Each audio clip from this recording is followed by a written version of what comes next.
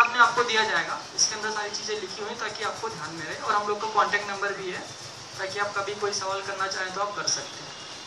ठीक है, तो आज मैं बात करूंगा आयुर्वेद के ऊपर। ठीक है, कि आज जो इतनी बीमारियां, हमें इतनी बीमारियां क्यों आती हैं, किस कारण से आती हैं, लोग इतने बीमार क्यों हैं, और अगर हमें कोई बीमारी आ गई तो वो कैसे ठीक करना है बिना किसी डॉक्टर के पास गए या बिना किसी भारी भरकम खर्चे के।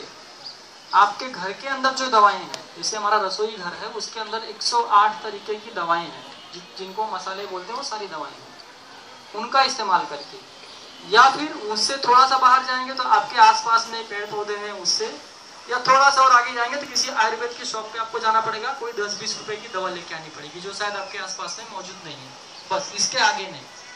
और ये इलाज ऐसे हैं कि आप छोटा सर्दी जुकाम से लेके कैंसर तक का इलाज आप स्वयं कर सकते हो। ठीक है, तो ये मैं आपको आगे बताऊं, इससे पहले थोड़ा सा मैं आपको आयुर्वेद के बारे में बात कर लेता हूं और इसकी जरूरत क्या वो बात कर लेता हूं।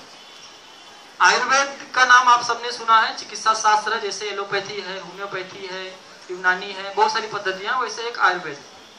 और ऐसा माना जाता है कि ये लाखों वर्ष पुराना शास्त्र है आयुर्वेद का। अभी जैसे हम एलोपैथी की बात करें तो लगभग 400-500 साल पुरानी वो पद्धति है, उसके पहले थी नहीं। लेकिन आयुर्वेद, आप किससे कहानियां पढ़ते हैं, आपने रामायण की कहानियां सुनी है, महाभारत की कहानियां सुनी है, उसमें भी आपको आयुर्वेद का जिक्र मिल जाएगा। जैसे रामायण की मैं बात करूं तो उसका काल तो लगभग 15 लाख साल पुराना है, और उसमें आपने ये तो जरूर सुना होगा कि हनुमान जी एक जड़ी बूटी लेने के लिए गए थे लक्ष्मण जी को मूर्छा आने के बाद में, संजीवनी, गंधमार्दन पर्वत जो उड़ीसा में है वहां से। और नहीं, गंधमार्दन गोवर्धन अलग है, वो श्री कृष्ण जी से जुड़ा हुआ है। गंधमार्दन पर्वत जो है वो उड़ीसा में है, तो उसपे से वो संजीवनी बूटी लेकर श्रीलंका गए थे, जो अभी भी है। और उस पर्वत पे आज की तारीख में 16,000 से ज्यादा जड़ी बूटियां हैं आज की तारीख में। और आयुर्वेद में अगर आप सारी जड़ी बूटियों को गिनेंगे तो लगभग 84,000 है।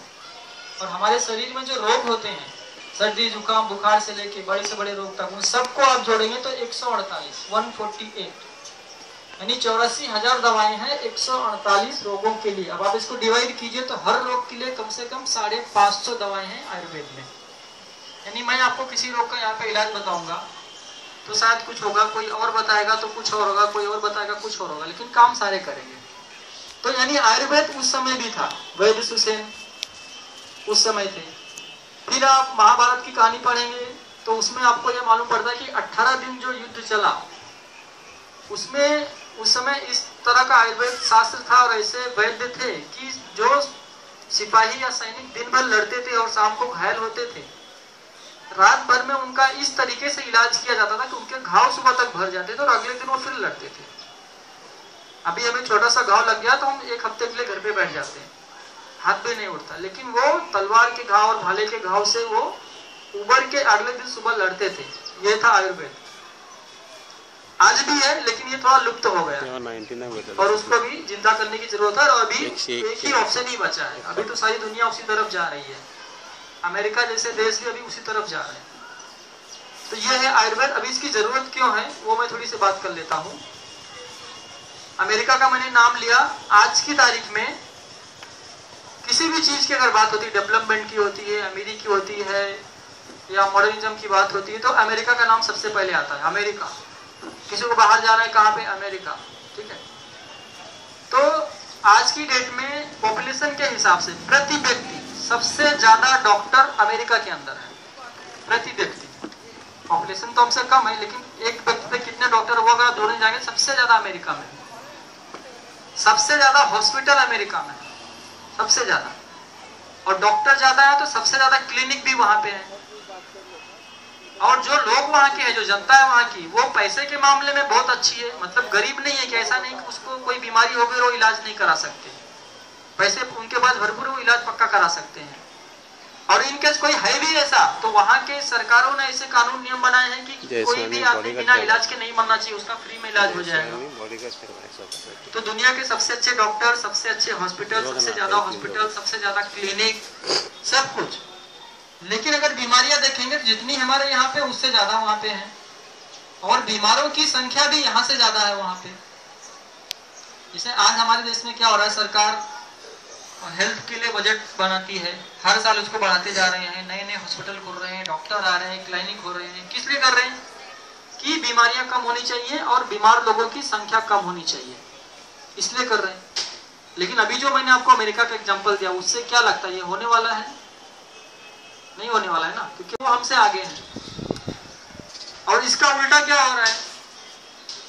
जो दवाएं हम खाते हैं एलोपैथी की, पहली बात तो 99.99% दवाएं जो है वो उसके अंदर नॉन वेज पक्का है। अगर आप प्योर वेजिटेरियन हैं तो ये स्पेशली आप सुनिए कि उसके अंदर नॉन वेज कुछ ना कुछ जरूर डाला हुआ है। 0.1% दवाएं जो है सिर्फ वो शायद वेज है बस। दूसरी कोई भी दवा अगर आप एलोपैथी की कंटिन्यू खाते हैं 1 साल 2 साल 3 साल, तो आपको फायदा होगा कि नहीं होगा वो तो दूर की बात है, उसके साइड इफेक्ट आपको दिख जाते हैं। हमारी किडनी खराब होती है, लीवर खराब होता है और बहुत कुछ होता है, कोलेस्ट्रॉल लेवल हाई होता है, बहुत कुछ। तो ये साइड इफेक्ट भी अभी देखने को मिल रहा है। ऑल इंडिया मेडिकल इंस्टीट्यूट जो दिल्ली में है, उसके बहुत सारे डॉक्टर हैं जो बीमार होते हैं तो वो खुद दवाएं नहीं लेते, वो जाते हैं कहीं पतंजलि में अपना इलाज करा के आते हैं, योगा करके आते हैं, क्योंकि उनको मालूम है बहुत सारी दवाएं ऐसी हैं जो डॉक्टर्स लोग हमको प्रिस्क्राइब करते हैं लेकिन अपने घर वालों को कभी नहीं लिखते, क्योंकि उनको मालूम है उसके अंदर क्या है। और अभी 1 महीने पहले एक स्टेटमेंट आया था, एम्स में बहुत बड़े डॉक्टर हैं, या सबसे सीनियर डॉक्टर मैं बोलूं, डॉक्टर नरेश त्रहन, आपने नाम सुना होगा शायद, दिल्ली में। उन्होंने स्टेटमेंट दिया कि ज्यादातर डॉक्टर्स पैसे के लिए सर्जरी करते हैं। देखिए डॉक्टर्स, सारे डॉक्टर एक जैसे नहीं है। बहुत सारे डॉक्टर आज ऐसे भी हैं कि अगर आप उनके पास चले जाइए और आपके पास पैसे नहीं है एक भी, फिर भी वो आपका इलाज कर देंगे और दवा देंगे, वो तो ठीक है, ये भी बोलेंगे कि अगर आप इसमें भी ठीक ना हो तो वापस आ जाइएगा, पैसे की चिंता मत करना।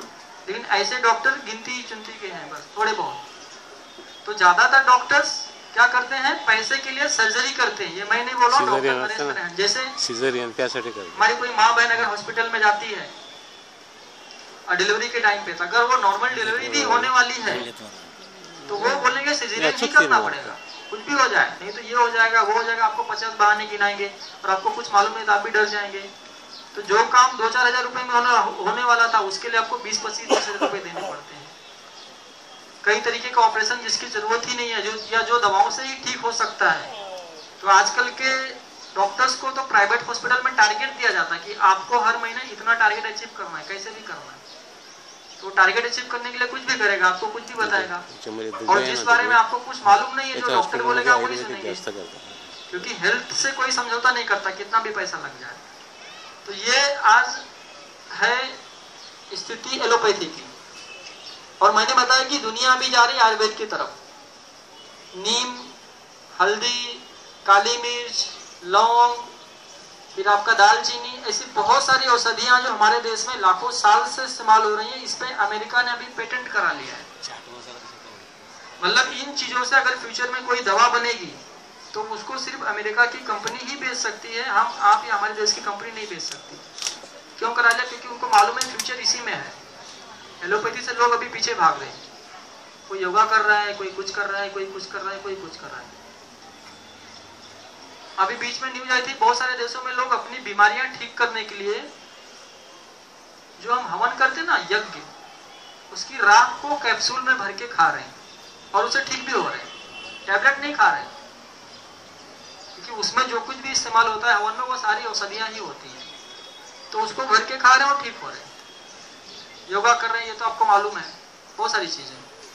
तो इसलिए आज जो एक विकल्प हमारे पास बचा है वो है आयुर्वेद का, क्योंकि एलोपैथी में कोई भी डॉक्टर या कोई भी हॉस्पिटल आपको किसी भी बीमारी को क्योर करने का आपको गारंटी नहीं देगा कि हम आपकी बीमारी ठीक कर देंगे। उसको केयर करेंगे, क्योर नहीं करेंगे।